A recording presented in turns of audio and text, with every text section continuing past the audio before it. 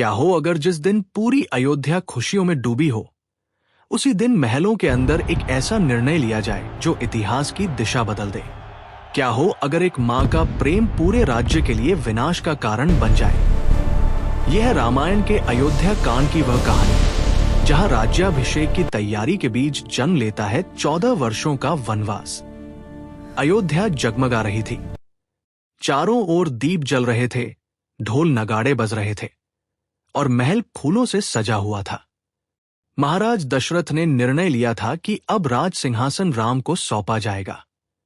प्रजा उत्साहित थी, क्योंकि राम केवल राजकुमार नहीं थे, वे मर्यादा और धर्म के प्रतीक थे।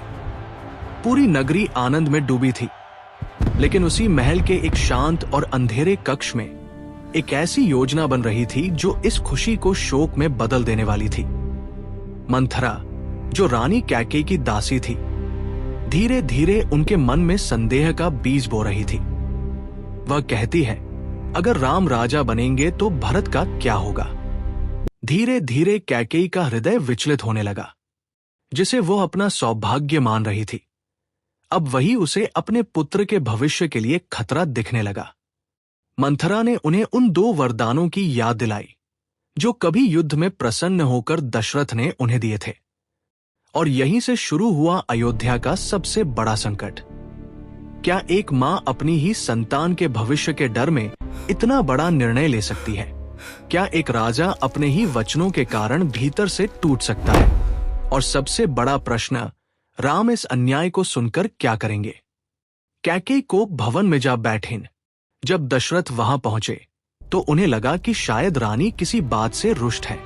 उन्होंने प्रेम से कारण पूछना चाहा, लेकिन कैकेयी ने उनसे उनके दिए हुए 2 वरदान मांगे। पहला वरदान, भरत का राज्याभिषेक। दूसरा वरदान, राम का 14 वर्षों का वनवास।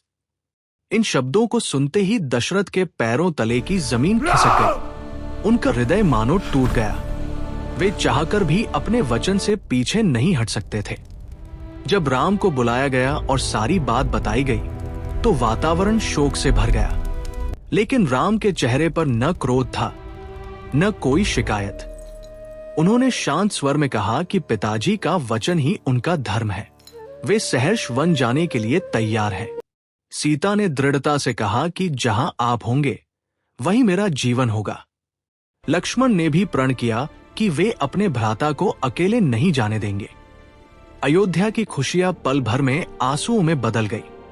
जब वनवास का समय आया तो पूरी अयोध्या उनके पीछे चल पड़ी। लोग मार्ग में लेट गए, उनसे विनती करने लगे कि वे न जाए।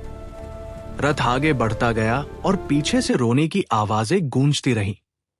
महल की ऊंचाइयों से दशरथ की टूटी हुई पुकार निकली, राम। उसी पुकार में उनका हृदय बिखर गया। अयोध्या ने उस दिन अपने प्राणों का आधार खो दिया। उधर भरत जब लौटे और उन्हें सच्चाई पता चली तो वे स्तब्ध रह गए। उन्होंने अपनी माता से कहा कि आपने मुझे राज्य नहीं, अपमान दिया है। वे तुरंत वन की ओर चल पड़े, राम को वापस लाने के लिए।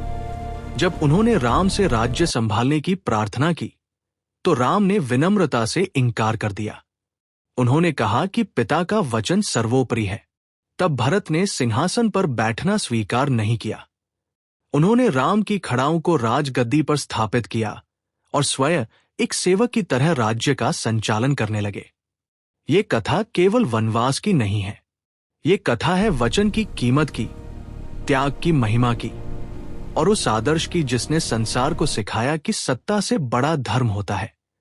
यही है अयोध्या कांड, जहां से रामायण का असली संघर्ष शुरू होता है।